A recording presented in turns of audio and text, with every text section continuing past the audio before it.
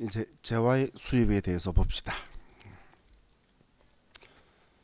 자, 지금 우리 과세 거래를 보고 있는데 재화의 수입에 대해서도 자, 우리가 부가가치세를 부과를 해요. 자, 우리 회사가 외국에서 물건을 사요. 그럼 돈을 보내주면 외국 회사가 우리 회사로 당연히 물건을 보내주게 되겠죠. 그럼 물건이 우리 회사로 와야 되는데 물건이 우리 회사로 도착하기 전에 나에게 전화 오는 곳이 있을 거예요. 그러니까 세관에서 연락이 오겠죠. 그럼 우리 세관 보세구역이라는 곳에 이제 우리 세관장이 있는데 이 세관은 원래 원칙은 관세를 받기 위해서 존재를 하는 게 원칙이에요. 세관장은. 그런데 세관장이 세금은 무진장 잘 받는다는 거예요. 왜냐하면 세금 안 주면 물건 안 내주면 되거든.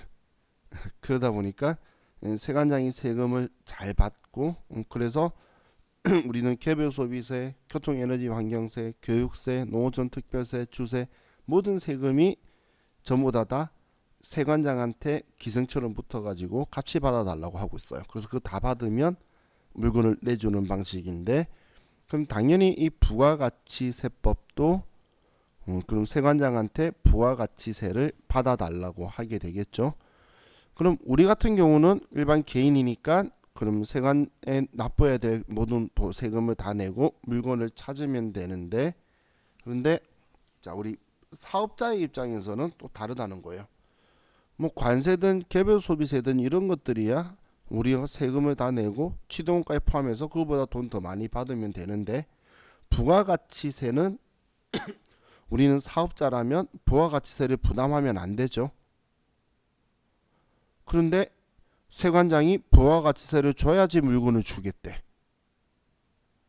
그럼 나는 사업자예요 라고 하면 세관장이 그럼 너가 돌려받을 수 있도록 이 재화에 수입하게 되면 여기에서는 세관장이 수입 세금 계산서라는 걸 나한테 받은 부가가치세의 10배로 써서 부가가치세가 지금 자기가 받은 세금이 되도록 세금 계산서를 만들어서 나한테 발행해 줄 거라는 거예요.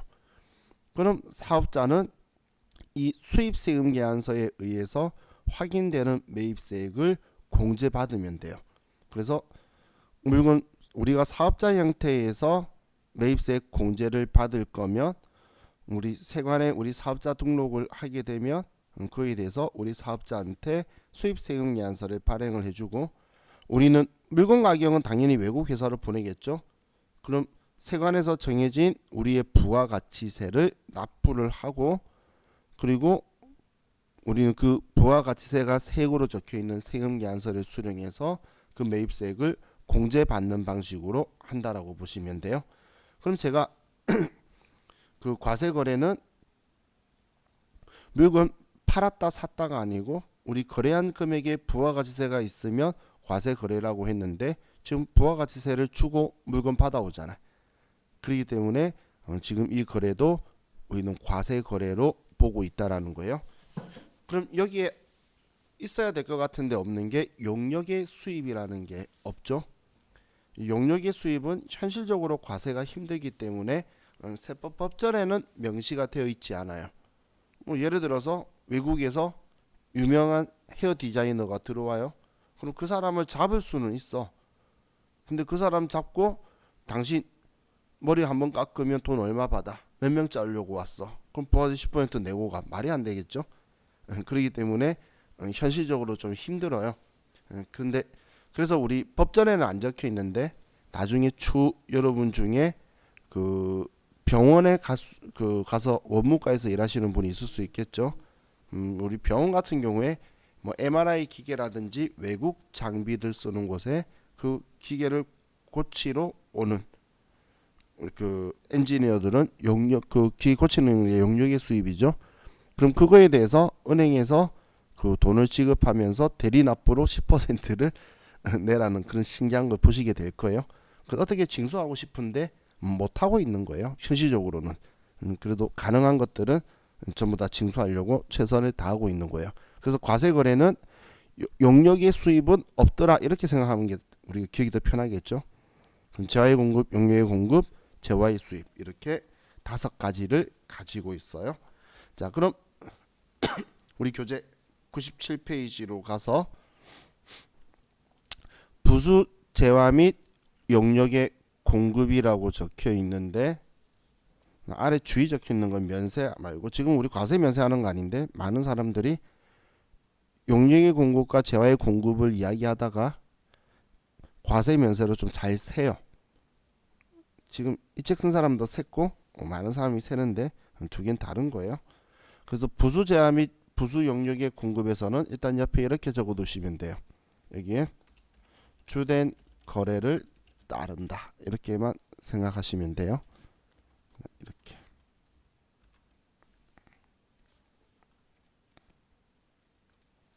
주된 거래를 따른다는 게 무슨 표현이냐면 자, 예를 들어서 자, 우리 집에 에어컨을 샀다고 볼게요.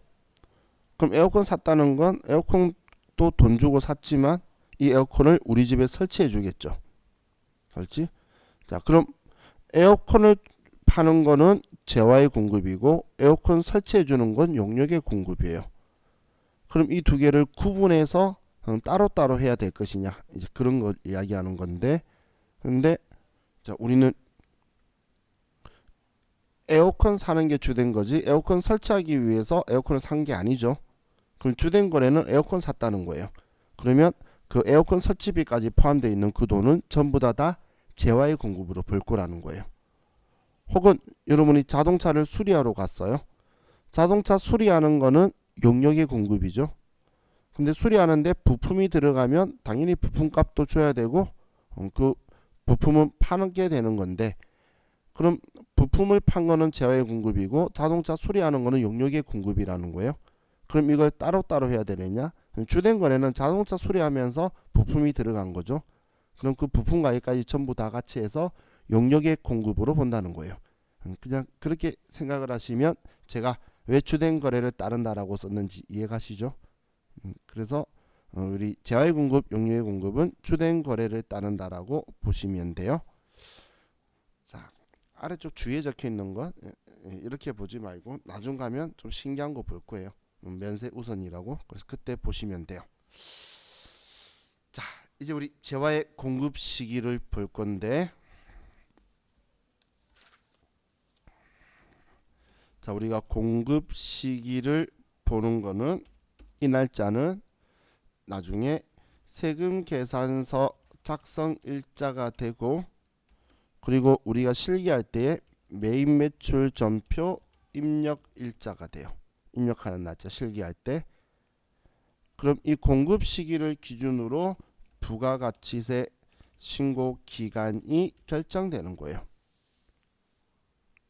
공급 시기 이것 때문에 우리가 공급 시기를 공부한다고 보시면 돼요.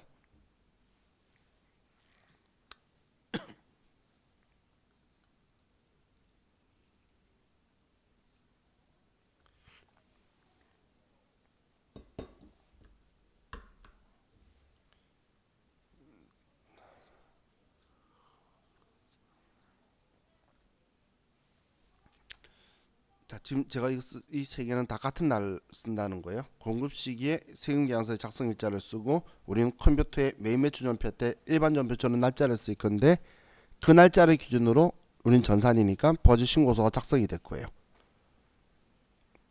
그럼 이 날짜에 맞춰서 해야 되겠죠.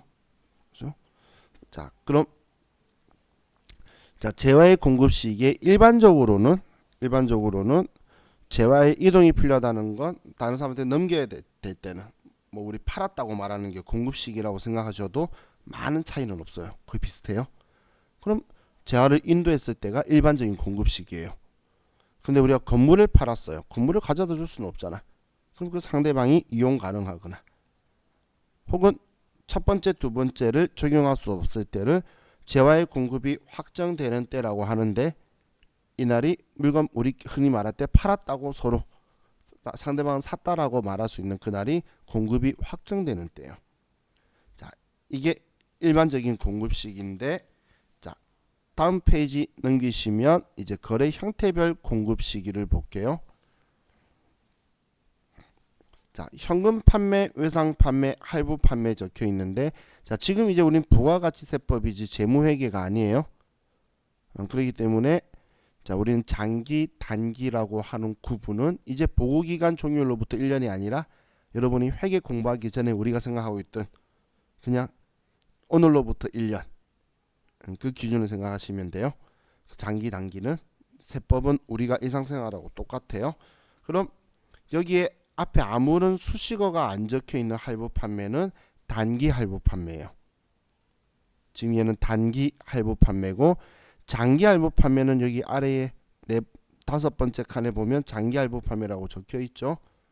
그래서 아무 말 없는 건 단기고, 장기는 1년 이상에 걸쳐서 2회 이상 분할 납부하는 걸 장기 할부 판매라고 하는 거고, 그럼 그 이내에 일어난다면 단기 할부 판매라고 하는 거예요.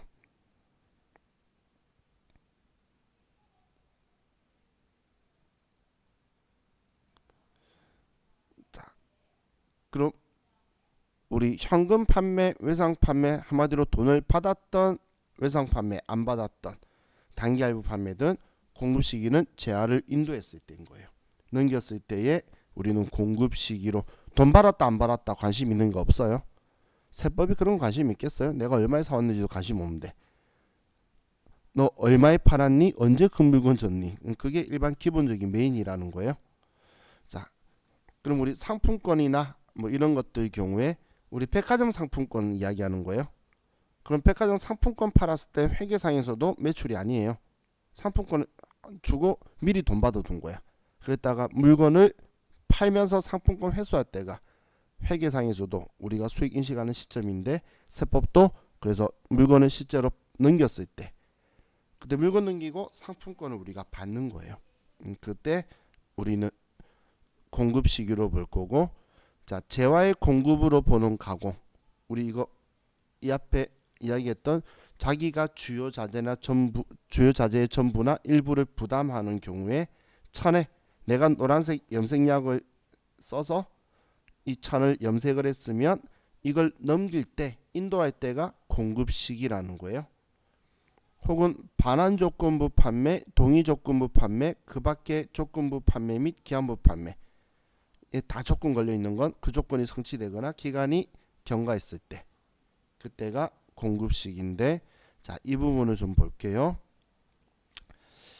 장기 할부 판매하고 단기 할부 판매하고 봤을 때, 지금 그냥 단기 할부 판매는 재화가 인도되었을 때에 이때 한 번이 공급 시기라는 거예요. 그런데 장기 할부 판매 완성도 기준 지급, 중간 지급 조건부, 이 경우에는 우리는 대가의 각 부분을 받기로 한 때, 대가의 각 부분을 받기로 한 때라는 건 계약서에 언제 돈 받기로 했냐라고 해서 그날마다 공급 시기로 볼 거란 이야기예요. 그날마다. 그럼 지금 대가의 각 부분을 받기로 한 때는 계약서에 적혀 있는 대로 가기 때문에 일반적으로 이걸 표현할 때 약정주의에 따른다고 해요. 계약서에 우리가 쓴 걸 약정했다라고 표현하죠. 그래서 약정주의에 따른다라는 표현을 써요. 자, 이게 어떤 말인지 볼게요. 우리 공급 시기에 세금계산서 발행을 하는 거예요. 그런데 그러면 자, 지금 예를 들어서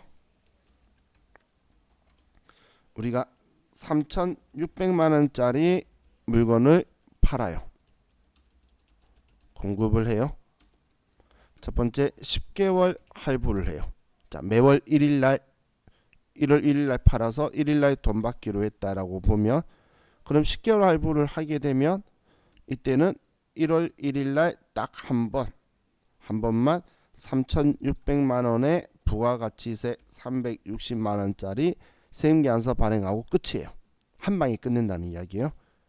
그런데 두 번째 36개월 할부를 하게 되면, 자, 이 장기라는 느낌 바로 드시죠? 매달 받기로 했으면, 그러면 1월 1일 날 100만 원짜리 세금 계산서 하나 해주고, 또 2월 1일 날 100만 원짜리 세금 계산서 발행해주고, 자, 이런 식으로 해서 36개월 할부는 공급 시기가 36번이고 단기 할부는 공급 시기가 인도할 때에 단 한 번이라는 거예요. 그렇기 때문에 대가의 각 부분을 받기로 한 때라는 건 이 할부 대금을 받기로 한 이날을 전부 다 그 개수만큼 공급 시기로 보겠다는 거예요. 그래서 우리 약정주의라고 하는 거예요. 그럼 계약서대로라는 표현이 완성도 기준 지급, 우리가 계약서에 몇 퍼센트 만들면 얼마 주고 몇 퍼센트 만들면 얼마 주고 이렇게 계약서를 쓰면 그 계약서에 적혀 있는 대로 몇 퍼센트 만들었을 때가 공급 시기가 되는 거고, 중간 지급 조건부, 계약금 언제 주고 중도금 언제 주고 완공했을 때 돈 얼마 주겠다, 이렇게 하면 계약금 줄 때 공급 시기, 중도금 줄 때 공급 시기 이렇게 나눠질 거라는 거예요.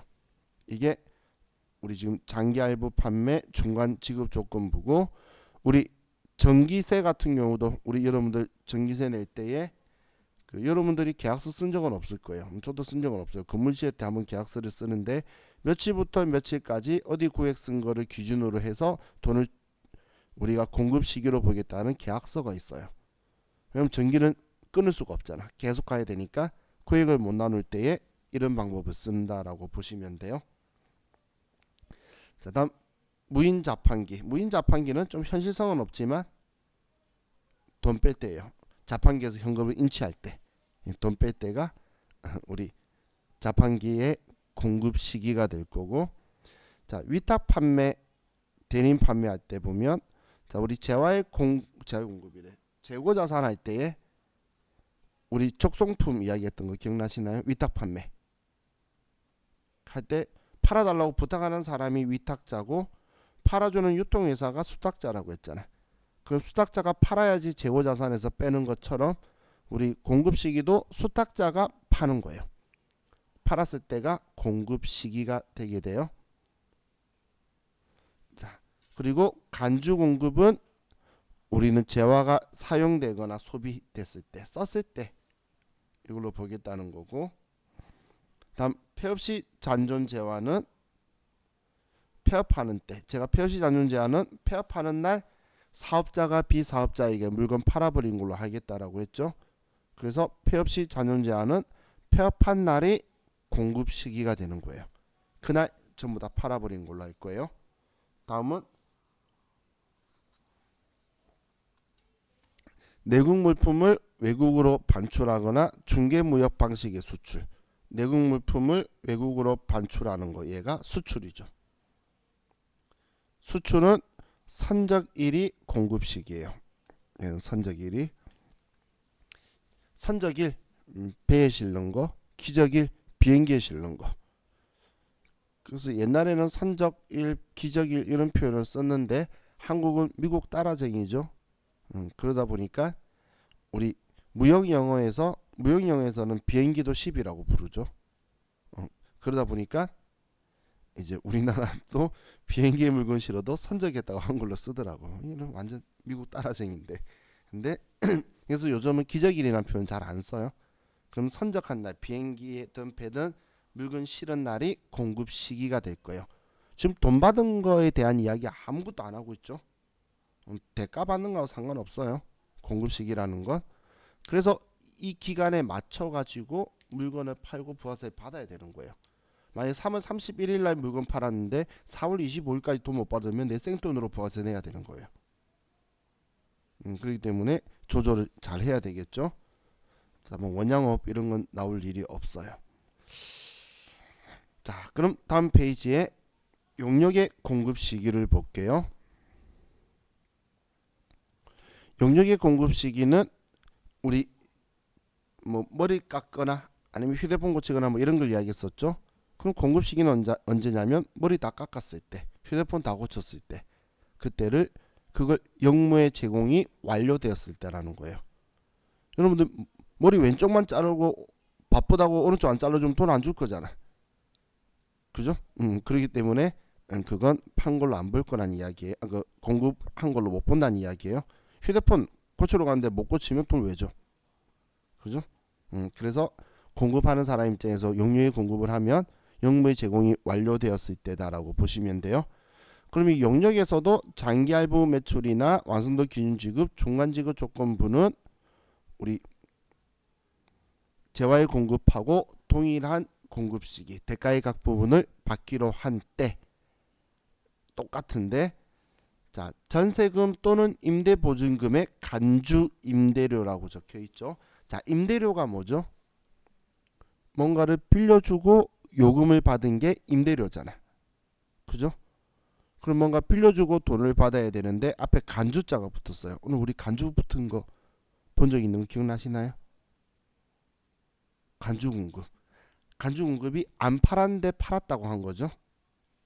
간주 임대료도 임대료 받은 거 아닌데 임대료 받았다고 간주하는 거예요. 얘는 뭐냐면 나중에 또 이거 가지고 우리 공부를 할 거예요. 서식 작성도 하고 할 건데, 그 월세는 과세 거래예요. 월세는 건물주가 세금 내서 월세의 10% 해가지고 줄 거예요. 월세에 부가가치세 붙는 거 세입자가 싫어할 필요 없어요. 사업자는 어차피 그 돈 환급 받으면 되는 거잖아. 왜 그거 안 주려고 용을 쓰는 이상한 사람들이 있어요? 예를 들어서 월세가 300이에요. 그럼 330 주고 30만 원 돌려받으면 될 걸 부가가치세 안 주는 조건으로 310만 원 했던 제 거래처 있어가지고 엄청 뭐라 했어요. 바보냐고. 그죠? 세금계산서 발행 안 한 조건으로 310만 원 주기로 했대. 바보 아니에요? 330 주고 30만 원 돌려받으면 될 걸. 그죠? 좀 이상한 사람 분들이 생각 잘못해가지고 당장 나가는 걸로 판단 잘못하시는 분들이 좀 있어요. 그럼 월세는 그렇게 부가가치세가 있는데, 자, 보증금에 부가가치세가 있나요? 보증금에 부가세 말하기 이상하죠? 그럼 보증금 그런 거 없잖아. 근데 세법은, 부가세법은 어떻게 생각하냐면 그 보증금을 은행에 넣어두면 정기예금 이자율만큼 이자를 받는다는 거예요. 그 이자를 임대료 받은 걸로 보겠다는 게 간주 임대료예요. 이런 뚱땅지 같은 소리가 있나, 그죠? 근데 이 간주 임대료는, 자, 지금 처음 들어보신 분들은 상식으로 알고 있으셔야 돼요. 부동산 계약할 때 써요. 이 간주 임대료가 여러분들이 이런 거 있죠? 그 가게 할 때 처음에 돈이 없어서 보증금 잡고 월세 크다가 그 건물주한테 나중에 우리 사업 잘 되면 보증금 높이고 월세 좀 작게 내려 조절될까요? 그러면 오케이라고 하면서 뭐라고 말하냐면, 그럼 간주 임대료는 자네들이 부담해야지, 이럴 거예요. 그 간주 임대료가 보증금에 대한 정기 예금 이자율만큼의 이자를 임대료로 받았다고 해서 그걸 매출액으로 봐서 10% 가지고 오라는 거예요. 금액은 엄청 안 커요. 그래서 부동산 임대 계약서에 특약사항에 간주 임대료가 임차인이 부담한다 적혀 있는 경우가 있어요. 원래 원칙은 임대인이 부담하는 건데, 그럼 지금 방금 말했던 거 억지죠. 실제로 임대료 받은 거 아니잖아. 그리고 정기예금 이자율이라는 건 1년치 이자죠. 근데 부가세법이 받고 싶대. 그럼 임의적으로 구획을 나눠야 될 거잖아. 그래서 과세기간 종료일이라고 하면 6월 30일, 12월 31일. 예정신고 기간 종료일이라 그러면 3월 31일, 9월 30일. 1년에 4번 받고 싶어서 예정신고 기간 또는 과세기간 종료일이라 적은 건 3월 31일, 6월 30일, 9월 30일, 12월 31일을 공급 시기로 해서 다음 달 25일 날 그 10%를 가지고 오라는 거예요. 한마디로 구획 나누기 애매한 것들을 이렇게 둔 거예요. 이 아래도, 자, 우리 1과세기간이 몇 개월이죠? 1과세기간이 6개월이죠? 그럼 1과세기간이 6개월이니까 우리는 1년을 표현할 때 2과세기간이라는 표현을 써요. 부가세법은. 그럼 2과세기간 이상에 거쳐서 이런 표현하면 1년 이상에 거쳐서라고 우리가 이해하시면 돼요. 1과세기간이 6개월이니까. 그럼 1년 이상의 그 대한 대가들을 용역이든 아니면 월세든 선불이나 후불로 한 방에 받는다는 거예요. 그런 경우에 우리는 받았을 때의 부가가치세를 가지고 오지 말고 그냥 받았던 안 받았던 3개월 단위로 잘라서 예정신고 기간 또는 과세기간 종료일을 공급 시기로 해서 1년에 4번 가지고 오라는 거예요. 자, 이건 이제 우리 그 부가가치세법을 하면서 표현이 예정 신고 기간 또는 과세 기간이라는 이런 표현이 있으면 1년에 4번 하라는 거예요. 4번. 그런데 과세 기간 종료로부터 언제 이렇게만 적혀 있는 것도 있어요. 나중에 우리 같이 공부할 거예요. 그거는 1년에 2번만 하라는 거예요. 1년에 4번을 원하면 예정 신고 기간 또는 과세 기간 종료로부터 언제 이런 표현을 쓸 거고 1년에 2번만 해주겠다는 건 과세 기간 종료로부터 언제 이렇게 표현할 거예요. 그럼 예정 신고 기간이 3월 31일과 9월 30일이 꼈냐 안 꼈냐에 그런 차이가 되겠죠. 그래서 얘네들이 공급식이고 자 얘는 기억해 두세요. 간주임대료 이날의 공급식이에요. 그래서 이날에 또 나중에 매입 매출 전표에 쓸 거예요. 월세 날이 아니고 종료일자로 쓸 거예요.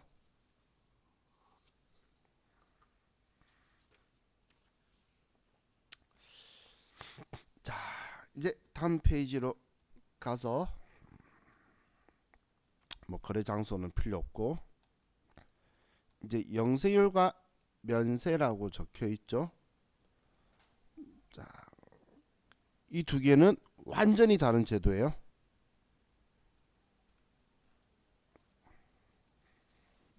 자, 먼저 영세율 제도에 대해서 설명을 드릴게요.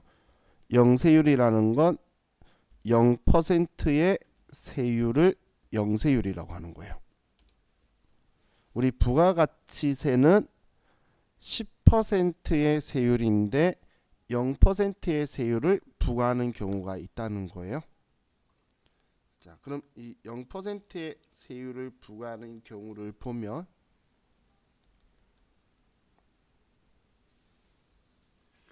자,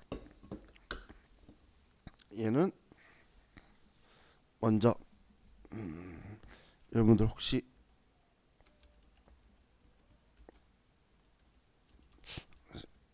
카트였나? 갑자기 생각이 안 나지. 카트 협정이 이건가요? 자, 우리 미진 씨 카트 협정이 이건가요? 아니면 이거였나요? 갑자기 카트 협정이 생각이 안 나지. 자, 카트 협정 아마 이런 걸 거예요. 맞나? 아무튼 우리 카트 협정이라는 게 있는데, 자, 우리 혹시 카트 협정 들어보신 적 있으신 분?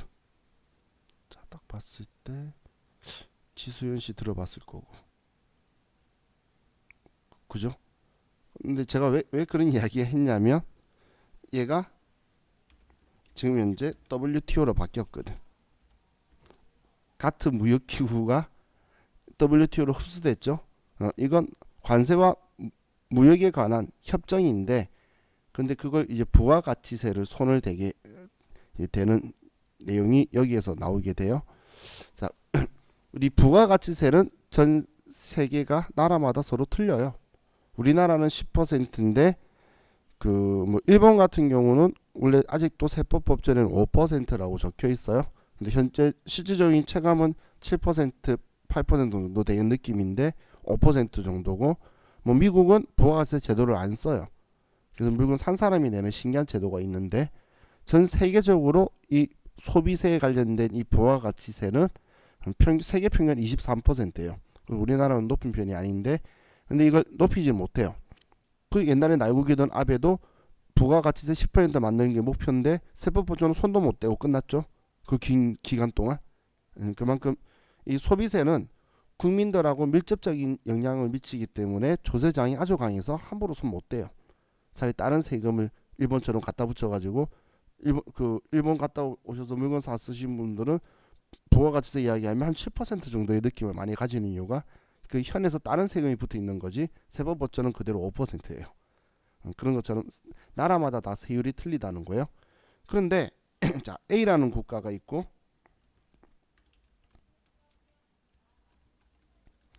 자 예를 들어서 A 국가가 있고 B 국가가 있어요.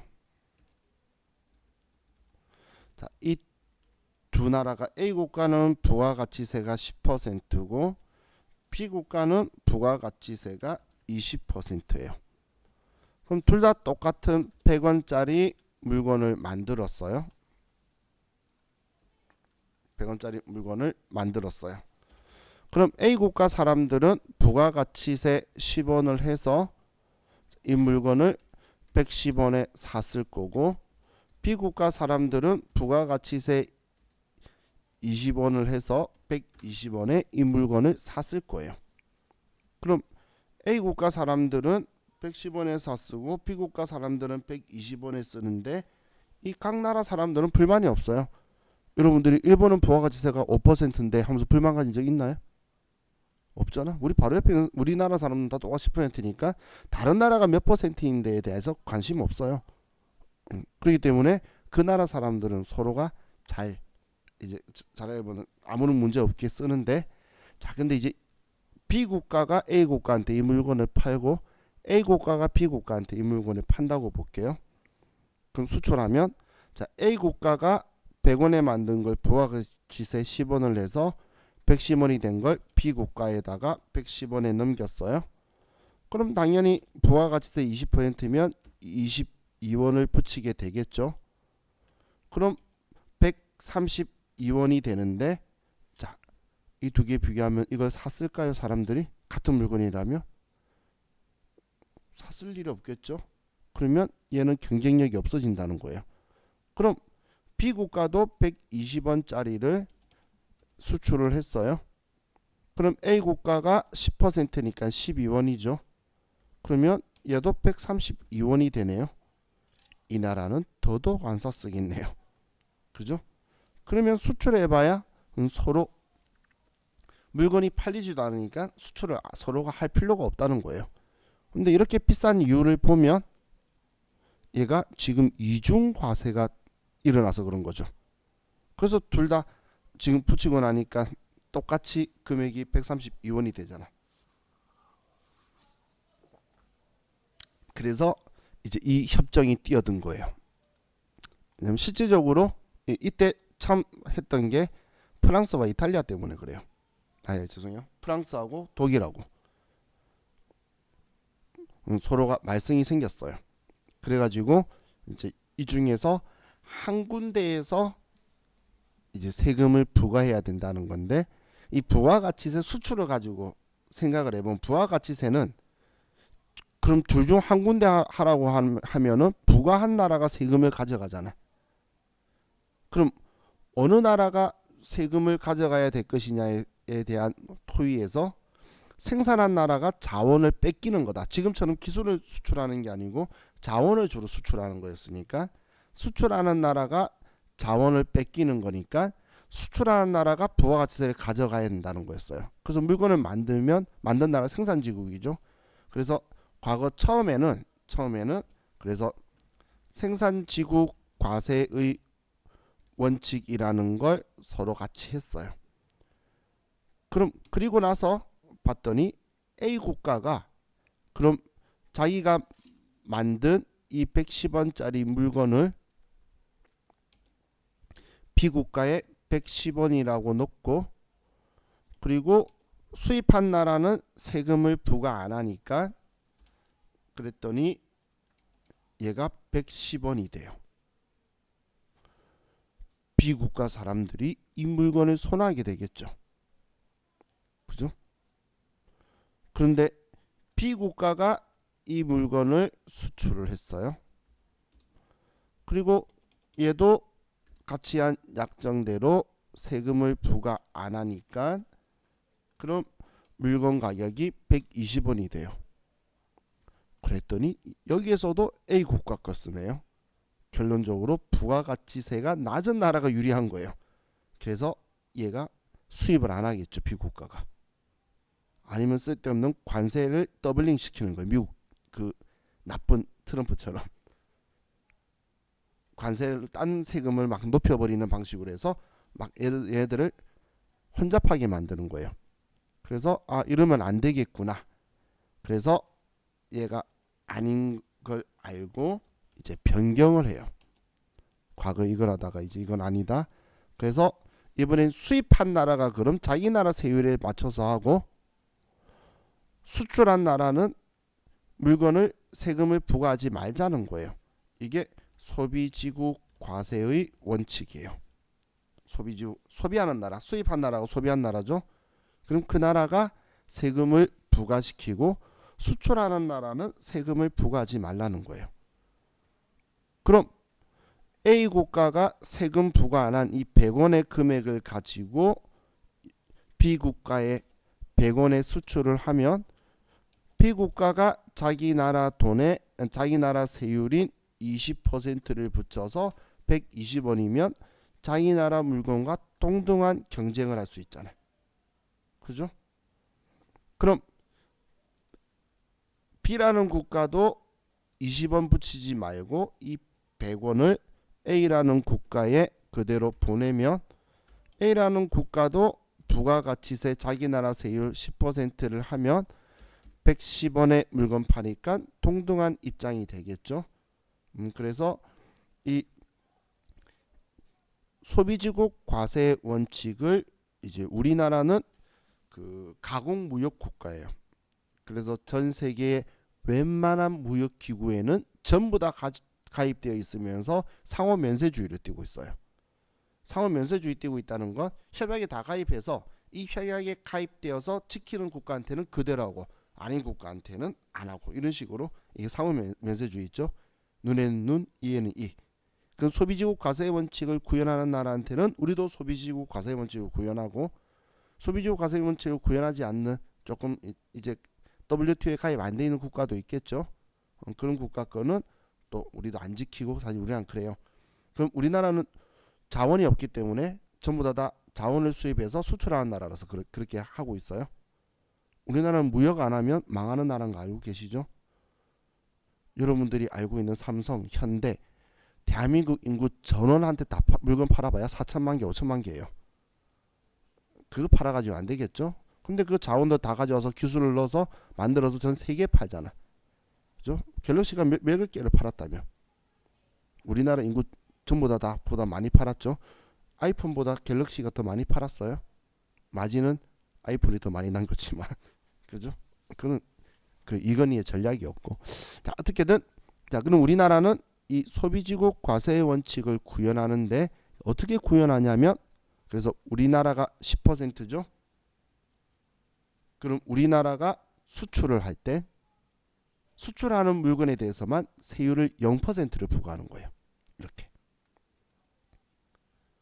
우리나라에 파는 건 10%. 수출하는 거에 해외 공급하는 거에 대해서는 0%로 해서 부가가치세를 완전히 제거시켜 버릴 거예요. 그럼 지금 이 영세율 적용받는 사업자는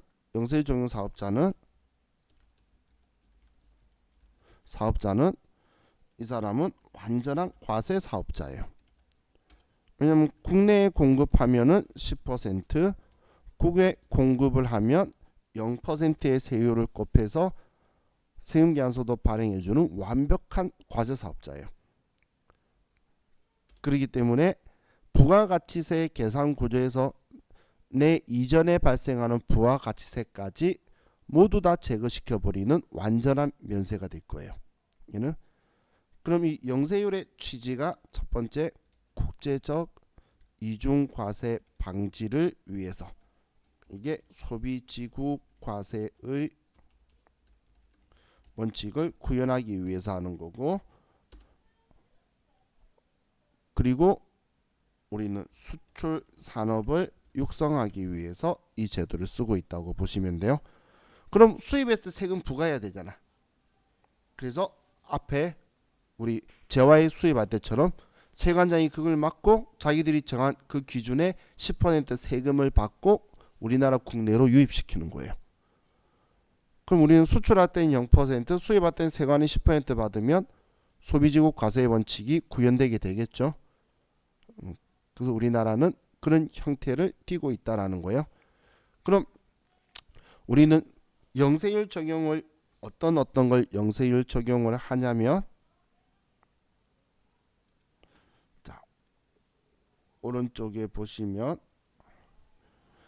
재화의 수출이라고 적혀 있는데 자, 재화의 수출 중에서 첫 번째가 내국 물품을 외국으로 반출하는 거.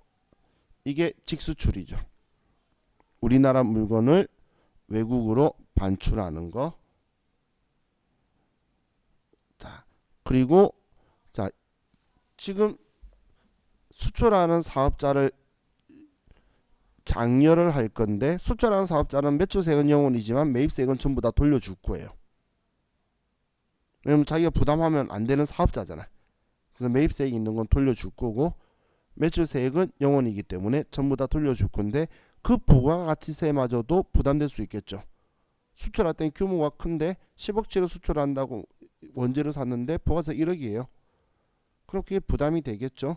그래서 수출하는 재화의 내국 거래에 대해서도 우리는 영세율 적용을 해줄 건데, 얘가 사업자가 내국 신용장 또는 구매 확인서에 의해서 공급하는 경우에 이때 영세율 적용을 해줄 거예요. 이게 이거예요. 얘가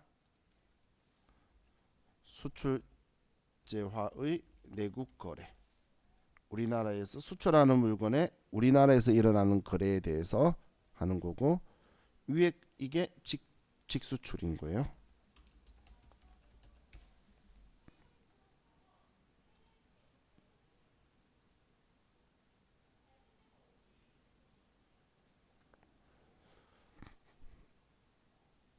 다음 용역의 국외 공급. 우리가 외국에서 우리가 건설을 한다라든지 그런 것들이나, 여러분들 외국 항행 용역. 자, 우리 비행기 타실 때에 배 탈 때에 외국으로 가는 거는 영세율이에요. 근데 우리나라 제주도 가고 하는 거는 10% 과세요. 크리스마스하고 연말에 제주도 가면 안 돼요. 코로나 과세니까. 제주도 그 생각나네. 아니, 제주도에 저 지인들 많아요. 근데 다들 육지하고의 비행기를 없앴으면 하는 마음을 가지더라고. 제 아는 사람들은 관광 산업을 안 하고 있기 때문에. 자, 다음 우리 다음 영세율 적용 대상 거래에서 아래에 좀 더 가보면, 우리는 수출업자하고 직접 도급 계약에 의해서 수출 재화를 인가공하는 영역이 있죠. 한마디로 수출에 관련돼 가지고 하는 것, 그 수출하는 업자든 이 사람들이 부가가치세 줬다가 돌려받는데 그것마저도 줄여주기 위해서 우리는 영세율을 수출하는 재화의 내국 거래도 0%의 세율을 적용하게 할 거라는 거예요. 그럼 그래도 세금 계산서 주고받아야 되죠. 그 주고받는 그 세금 계산서를 영세율 세금 계산서라고 할 거예요. 영세율. 그래서 자, 지금 국외에 공급하는 것도 우리 0%인데, 이거랑 관련된 우리는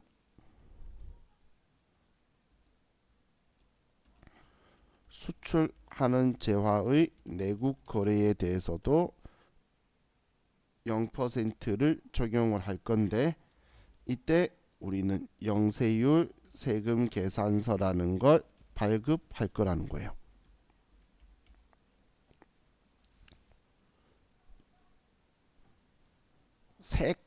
세금 계산서에 세 칸이 있는데, 그런데 세율이 없는 거예요.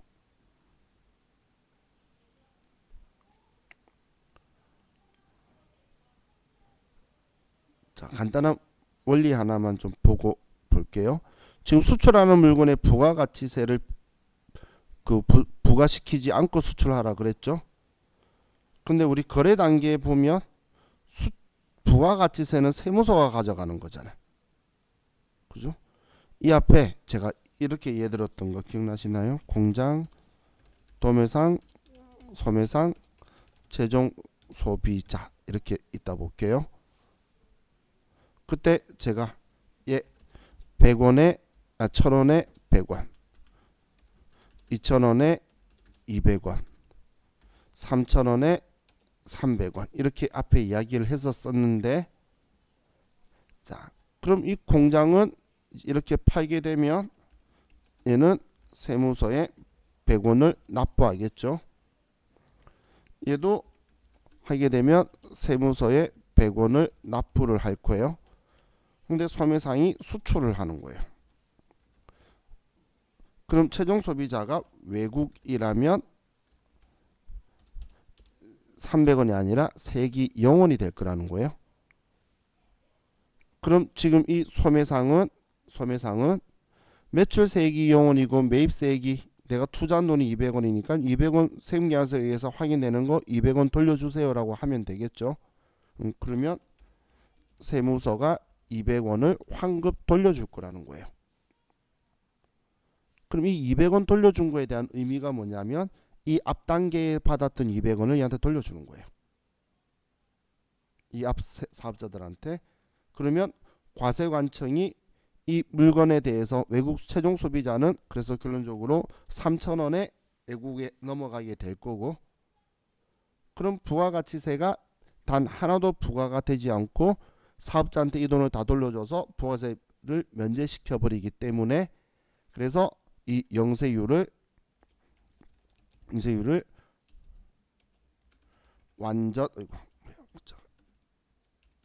완전 면세 제도라고 표현을 하는 거예요. 완전히 부가가치세를 면제시켜 버리기 때문에 완전 면세 제도라고 표현을 하는 거예요. 그럼 영세율 사업자는 일반 다른 국내만 파는 사업자보다 더 성실한 과세 사업자죠. 국내 국외 따져가면서 10% 0% 다 따져야 될 거잖아.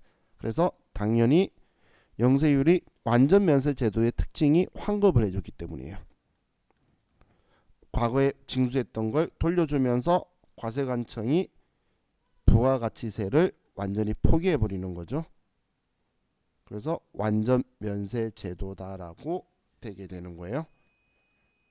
내일은 그래서 저와 같이 불완전 면세 제도라는 것도 볼 거예요. 그게 영세율이 아니라 면세예요. 이름은 면세라 적혀있는데 걔가 불완전한 거고, 얘는 완전히 이렇게 환급으로서 국가가 받았던 이 돈을 돌려줘 버리는 방식을 가지고 있다.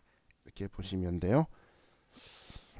자, 지금 이야기한 거는 영세율인데, 이 영세율은 마지막으로 아래 보시면,